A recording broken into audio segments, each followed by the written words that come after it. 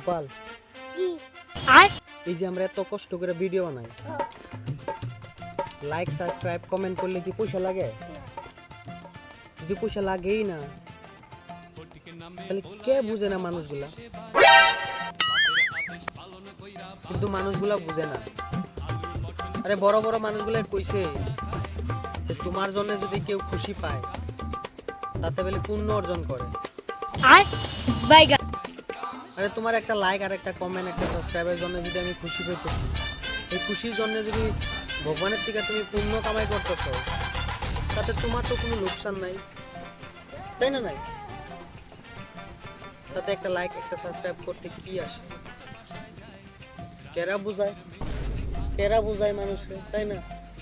খালি পুণ্যর জন্য এনু এনু অনু এনু দূর পাইতে থাকে। আর একটা সাবস্ক্রাইব একটা লাইক করে দাও, একটা কমেন্ট করে দাও, খুশি, পুণ্য কামাই পাইলা, তাই না? নাই, বুঝে কি মানুষ? বুঝে কি কি হবো না, কষ্ট করে যাবো আমরা, ঠিক আছে? ভিডিও বানাই যাবো, ঠিক আছে?